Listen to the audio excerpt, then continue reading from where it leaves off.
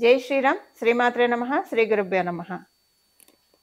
2024 సంవత్సరం డిసెంబర్ 29వ తారీఖు నుంచి 2025 సంవత్సరం జనవరి 28వ తారీఖు వరకు కూడా శశి శుక్ర యోగము గోచారంలో ఏర్పడుతుంది.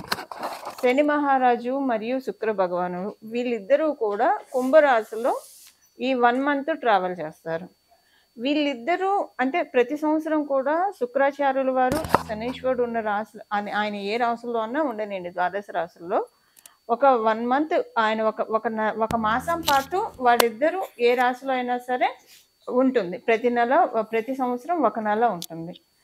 ఇప్పుడు వచ్చిన ఈ విశేషాంశం ఏంటంటే ఇది కుంభరాశిలో ఏర్పడుతుంది. కుంభరాశి ఆయన స్వస్థాన గతుడై ఉన్నాడు శని మహారాజు. ఇది ఒక విశేషాంశము. అలాగే ఇప్పుడు కుంభరాశిలో నుంచి ఆయన నెక్స్ట్ ఇయర్ ఇంకా మీనరాశిలోకి వెళ్ళిపోతారు. మళ్ళీ శశి శుక్రులు వీళ్ళిద్దరూ కలుస్తూనే ఉంటారు. కానీ మళ్ళీ కుంభరాశిలోకి ఆయన రావడానికి 30 సంవత్సరాలు పడుతుంది శనైశ్వరుడు. సో ప్రతి సంవత్సరం కుంభరాశిలోకి శుక్రాచార్యుల వారు అయితే వెళ్తూ ఉంటారు. కానీ శనీశ్వరుడితో కూడి ఆయన సంచారము అంటే మళ్ళీ మనం 30 సంవత్సరాల దాకా మళ్ళీ ఇలాంటి కాంబినేషన్ మనం చూడలేం. ఇలాంటి విశిష్టాంశం మళ్ళీ మనం 30 సంవత్సరాల వరకు చూడలేం. మళ్ళీ 30 సంవత్సరాల తర్వాత శనీశ్వరుడు కుంభరాశిలోకి వచ్చినప్పుడు అప్పుడు మళ్ళీ మనం చూడగలుగుతాము. ఇది చాలా మంచి గ్రహస్థితి అని చెప్పాలి. ఏం చేతనంటే ఎప్పుడైనా సరే శనీశ్వరుడు ద్వాదశ రాశుల్లో పరిపూర్తి రాజయోగాన్ని ఇచ్చేది రెండు రాశుల వాళ్ళకి, వృషభ రాశి, తులారాశి. అలాగే ఈ వృషభ రాశి తులారాశులకి అధిపతి ఎవరంటే శుక్రాచార్యుల వారు. శుక్రాచార్యుల వారు కూడా ద్వాదశ రాశుల్లో పరిపూర్తి రాజయోగాన్ని ఇచ్చేది రెండు రాశుల వాళ్ళకి, అది మకర కుంభరాశుల వాళ్ళకి. ఈ మకర రాశికి మరియు కుంభరాశికి అధిపతి శని మహారాజు. సో వీళ్ళిద్దరు ఒకళ్ళకొకళ్ళు రాజయోగం ఇచ్చుకుంటారు. అంటే శనీశ్వరుడు కనుక తులారాశిలో ఉంటే వాళ్ళకి ఇంకా అంటే తులారాశిలో పుట్టిన వాడికి, వృషభ రాశిలో పుట్టిన వాడికి ఒక్క శనీశ్వరుడు చాలు పరిపూర్తి రాజయోగాన్ని ఇచ్చేస్తారు. ఆ రాశుల్లో ఉంటే ఇంకా బాగుంటుంది. అలాగే మకర కుంభరాశుల్లో పుట్టిన వాడికి శుక్రాచార్యుల వారు పరిపూర్తి రాజయోగాన్ని ఇచ్చేస్తారు. సో ఇది చాలా మంచి కాంబో. అయితే ఇప్పుడు ఈ కాంబో ప్రతి ద్వాదశ రాశుల వాళ్ళకి మంచి ఫలితాలు ఉంటాయి. కానీ డెఫినెట్గా కొన్ని రాశుల వాళ్ళకి ఎక్స్ట్రా బోనసెస్ ఉంటాయి, ఎక్స్ట్రా బెనిఫిట్స్ ఉంటాయి. ఈ కొన్ని రాశుల వాళ్ళు ఎవరో మనం ఇప్పుడు చూద్దాము. మొదటగా వృషభ రాశి, తులారాశి, అలాగే మకర రాశి, కుంభరాశి, మీనరాశి. వీళ్ళ 5గురికి కూడా ఇది చాలా మంచి ఫలితాన్ని, సత్ఫలితాన్ని ఇస్తుంది. అయితే ఇక్కడ మనం ఒకటి చూసుకోవాల్సిన విషయం ఏంటంటే మీ జన్మ జాతకంలో కనుక శనీశ్వరుడు మరియు శుక్రుడు వీళ్ళిద్దరు కలిసినా లేదా వీళ్ళిద్దరికి పరివర్తన జరిగినా ఇప్పుడు మీ జన్మ జాతకంలో శుక్రాచార్యుల వారి దశ కావచ్చు, అంతర్దశ కావచ్చు, శనీశ్వరు దశ కావచ్చు, అంతర్దశ కావచ్చు, ఇవి మీరు రన్ అవుతూ ఉన్నా దాంతోపాటు ఇప్పుడు వీళ్ళిద్దరూ ఒకవేళ శనీశ్వరుడు శుక్రాచార్యుల వారి మీద దృష్టి పెట్టినా, పరస్పరం వీళ్ళిద్దరూ సమసప్తక దృష్టితో వీక్షిస్తూ ఉన్నా లేదా శనీశ్వరుడు తృతీయ దృష్టితో చూస్తున్నా కూడా అప్పుడు ఇప్పుడు మనం తెలుసుకున్న ఈ పారామీటర్స్లో అంటే శనీశ్వరుడు దశ, శుక్ర భగవానుడి దశ అంతర్దశ భుక్తుల్లో ఉన్నా లేదా వీళ్ళిద్దరు పరస్పర వీక్షణ ఉన్నా, వీళ్ళిద్దరు కలిసి ఉన్న మీ జన్మ జాతకంలో సెకండ్ థింగ్ ఏంటంటే ఒకవేళ శనీశ్వరుడు ఒక్కళ్ళు అయినా సరే తృతీయ దృష్టితో కావచ్చు, దశమ దృష్టితో కావచ్చు శుక్ర భగవానుడిని మీ జన్మ చక్రంలో వీక్షిస్తూ ఉంటే అప్పుడు మీరు ఏ రాశి అయినా కావచ్చు, అంటే మీరు వృషభ, తుల కాకపోయినా, మకర, కుంభ, మీన రాశులు కాకపోయినా మీకు కూడా ఈ యోగం వర్తిస్తుంది. అంటే చాలా మంచి యోగాన్ని వీళ్ళిద్దరు తెచ్చిపెట్టబోతున్నారు.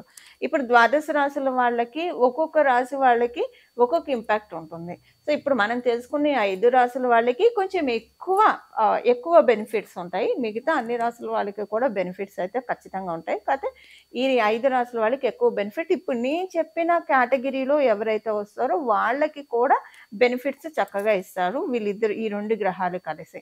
ఇప్పుడు మనం ద్వాదశ రాశుల వాళ్ళకి ఏం బెనిఫిట్స్ అంటే ఏం మంచి ఫలితాలు రాబోతున్నాయి వీళ్ళిద్దరి కలయికతోటి. కుంభరాశి కాలపురుషుడు కుండలిలో నుంచి లాభరాశి. ఈ లాభరాశి ఏకాదశ స్థానం చాలా విశేషాన్ని సంతరించుకుంటుంది.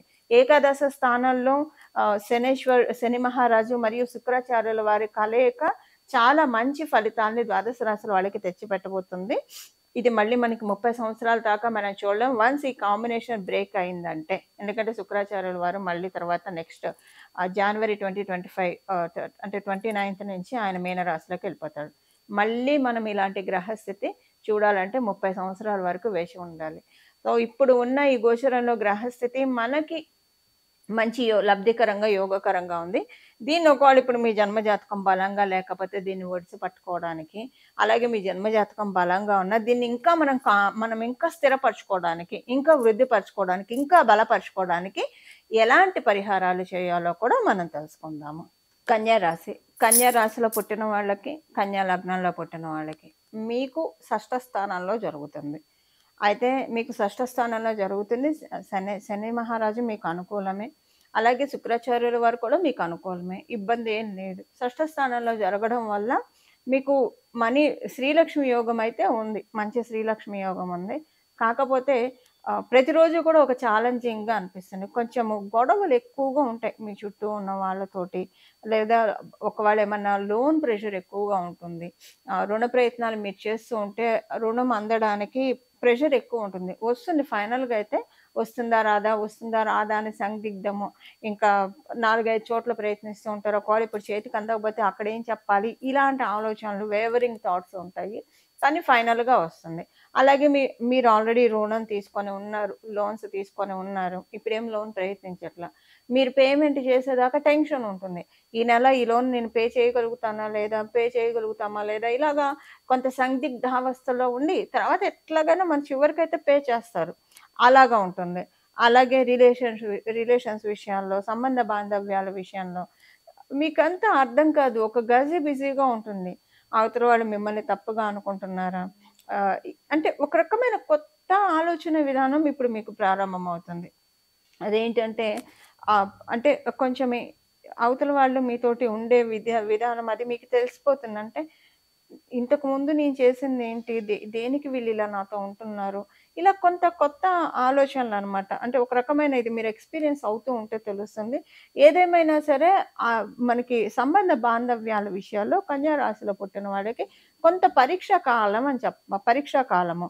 ఇది పైగా మీ స్పౌస్ తోటి, మీ జీవిత భాగస్వామితోటి సంఘర్షణ ఎక్కువగా ఉంటుంది. సంబంధ బాంధవ్యాల విషయంలో పరీక్షా కాలం ఉంటుంది.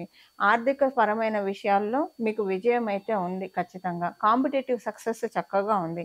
మీరేమైనా కాంపిటీటివ్ ఎగ్జామ్స్ రాయాలన్నా, లేదా ఇప్పుడు మనం వ్యాపారం చేస్తున్నా, ఉద్యోగం చేస్తున్నా, అసలు మనం ఈ లౌకిక జీవనంలో ఉన్నాము అంటేనే మనం కాంపిటీషన్‌లో ఉన్నట్లే అర్థం అంతే. ఇంకంటే అన్నిట్లి మనం విజయాన్ని, ఉన్నత శిఖరాలను అధిరోహించుకుంటూ వెళ్ళాలి. అందువల్ల ఏంటంటే ఇప్పుడు శని మహారాజు, శుక్రాచార్యుల వారు మీకు విజయాన్నయితే అందిస్తున్నారు. మీ మీ పోటీలలో, మీ జీవితం అనే పరీక్షల్లో మిమ్మల్ని నెగ్గిస్తున్నారు. కాకపోతే సంబంధ బాంధవ్యాల విషయంలో మీకు బాగా ఆహ్, టెస్టింగ్ ఎక్కువగా ఉంటుందండి. మీ జీవిత భాగస్వామితో కొంచెం ఎక్కువగా గొడవలుంటాయి. లేదా మీ జీవిత భాగస్వామికి గొడవలేం లేవు. మీ ఇద్దరు చక్కగా ఉన్నారు. అన్యోన్య దంపతులనుకోండి. చాలా స్వల్పంగా హెల్త్ ప్రాబ్లమ్స్ వస్తాయి. ఎక్కువగా కాదు కానీ కొంచెం స్వల్పంగా వస్తాయి. బట్ ఏదేమైనా మనకి అన్నిటికీ కూడా చక్కగా వాటిని నివారించుకోవడానికి పరిహారాలుంటాయి కాబట్టి, ఇప్పుడు ఏం పరిహారం చేయాలో చూద్దాము. మనం ఓవరాల్‌గా ఇంకొకసారి మాట్లాడుకుంటే కనుక బావుంది. అంతా బావుంది. కొంచెం పరీక్షా కాలం అంతే. పరీక్షా కాలము ఎక్కువగా ఏమి ఇబ్బంది ఉండదు. ఈ పరీక్షా కాలము. ఇప్పుడు మనం పిల్లలకి ఏదైనా సరదాగా ఆట పట్టిస్తూ ఉంటాం కదా! ఇది ఇస్తామని చెప్పి ఇవ్వకుండా దాచిపెట్టుకొని వాళ్ళు ఏడ్చేదాకా ఇవ్వం కదా! ఒక్కొక్కసారి. అంటే సరదాగా చేస్తుంటాం. వాళ్ళు సరదాగా చేసేప్పుడు ఏడ్చేదాకా వస్తుందని. అలా ఇప్పుడు కొంచెం ప్రకృతి మాత ఇలాగ మీతోటి ఒక చిన్న ఆట ఆడుకుంటుంది అని అనుకోండి. ఎందుకంటే శుక్రాచార్యుల వారు చేసేది ఇప్పుడు అదే కాబట్టి. బట్ ఏదైనా ఫైనల్‌గా మీకు ఇవ్వాల్సింది మీకు ఇస్తుంది ప్రకృతి మాత. అందువల్ల ఇప్పుడు ఈ పరిహారం కూడా ఇప్పుడు తెలుసుకోబోయే పరిహారం చేసుకోండి. చక్కటి ఫలితాల్ని పొందండి. శశి శుక్ర యోగము ఇవిచ్చే ఫలితాలు ద్వాదశ రాశుల వాళ్ళకి మనం చూసాం కదా! ఇప్పుడు మనం అసలు ఒకవేళ మీ జన్మ జాతకంలో ఈ యోగం ఉన్నా లేకపోయినా అసలు మీకు ఈ యోగం ఇప్పుడు గోచారంలో ఉన్న ఈ యోగము మంచి ఇంపాక్ట్‌ని అలాగే మంచి ఫలితాల్ని ఇవ్వాలంటే ఏం పరిహారం చేసుకోవాలో ఇప్పుడు మనం చూద్దాము. దీనికోసం చేయాల్సిన పరిహారము వెంకటేశ్వర స్వామి వారి ఆరాధన. ఇప్పుడు మీ వెంకటేశ్వర స్వామి వారికి సంబంధించిన గోవింద నామాలు చదువుకోవడం కావచ్చు, వెంకటేశ్వర స్వామి వారికి సంబంధించిన వెంకటేశ్వర స్వామి వజ్ర కవచం కావచ్చు, లేదా పురుష సూక్తం, స్త్రీ సూక్తము ఇలాంటివి ఏవైనా సరే, లేదు విష్ణు సహస్రనామాలు మీకు చదివే అలవాటు ఉంటే కనుక అత్యద్భుతంగా ఉంటుంది. ఈ ఈ గ్రహస్థితి ఉన్న నెలనాళ్ళు కూడా విష్ణు సహస్రనామం పారాయణం చేయడానికి ప్రయత్నించిన, లేదా శ్రీరామ రామ రామ, శ్రీరామ రామ రామ, శ్రీరామ రామ రామ అని మనసులో జపించుకున్నా. ఎందుకంటే మనకి ఆ శ్లోకంలోనే ఉంది కదా, శ్రీరామ రామ రామ అని ఎవరైతే జపిస్తూ ఉంటారో వాళ్ళకి సహస్రనామాలు పఠించిన ఫలితాన్ని నేను ఇస్తున్నాను పార్వతి అనే పరమశివుడే, సాక్షాత్ పరమశివుడే పార్వతి అమ్మవారికి చెప్పి ఉన్నారు కాబట్టి శ్రీరామ రామ రామ అని మనసులో 24 ఇప్పుడు నామ జపం కాబట్టి మనం ఏ అవస్థలో ఉన్నా సరే, ఎక్కడ ఉన్నా సరే ఇది మనం ఖచ్చితంగా ప్రశాంతంగా జపించుకోవచ్చు. మనం బీజాక్షరాలు చేర్చినప్పుడు మనం చూసుకోవాలి మనం ఉన్న ప్రదేశం ఎలా ఉంది, మనం అప్పుడు శుచిగా ఉన్నామా, ఎలా ఉన్నాం, అంతర్బాహ్య శుచి ఉందా లేదా. మంత్ర జపానికి ఖచ్చితంగా నియమాలు ఉంటాయి. నామ జపానికి ఎటువంటి నియమాలు ఉండవు. మనం రౌండ్ ద క్లాక్ ఎప్పుడైనా సరే మనం జపించవచ్చు. అందువల్ల శ్రీరామ రామ అని రోజు మననం చేసుకుంటూ ఉంటే, ఇది మామూలుగా కూడా ఇలా చేసుకుంటే చాలా మంచిది. రామనామం తారక మంత్రం మనందరికీ తెలిసిన విషయమే. శ్రీరామ రామ రామ అని ప్రతిరోజు జపిస్తూ ఉంటా కనుక ఇంకా మీకు తర్వాత ఇది అయిపోయిన తర్వాత ఈ నెలనాళ్ళు అయిపోయిన తర్వాత అది ఇంకా అలవాటు అయిపోతుంది. ఒక్కసారి మన మనసుకి గట్టిగా ఏదైతే అలవాటు చేస్తామో, మన నాలికకి రిపీటెడ్గా ఏదైతే మనం ఫీడ్ చేస్తూ ఉంటామో, అలవాటు చేస్తూ ఉంటామో, ఇంకా కొంతకాలం మనం అది రెగ్యులర్ ప్రాక్టీస్లో చేస్తూ వెళ్తే తర్వాత మన మనసు ఆటోమేటిక్గా అదే పట్టుకుంటుంది. అలాగే మన నాలుక మనకి తెలియకుండానే శ్రీరామ రామ రామ, శ్రీరామ రామ రామ, శ్రీరామ రామ రామ అని జపిస్తూ ఉంటుంది. ఇలాగా మనకి ఇప్పుడున్న ఈ గోచరంలో యోగం ఒడిసి పట్టుకోవడానికి ఇప్పుడు స్వామి కార్యం స్వకార్యం అని మనం వింటూ ఉంటాము. ఇప్పుడు మనకి స్వామి కార్యం అంటే భగవంతుడి పూజ చేసినట్లు అవుతుంది. స్వకార్యం మనకి ఇక్కడ ఉన్న ఈ గోచారంలో ఉన్న ఈ గ్రహస్థితులు పరిపూర్తి దీవెనని మనం అందుకోవడానికి చాలా చక్కటి అవకాశం ఉంటుంది. ఈ విధంగా ద్వాదశ రాశుల వాళ్ళు కూడా, ద్వాదశ లగ్నాల వాళ్ళు కూడా ఈ పరిహారం చేసుకొని పరిపూర్తిగా ఈ యోగాన్ని మీరు తీసుకోవాలని చెప్పి నేను కూడా మనందరి తరఫున భగవంతుని వేడుకుంటూ శ్రీరామ రామ రామ మంగళం. నమో భగవతే వాసుదేవాయ.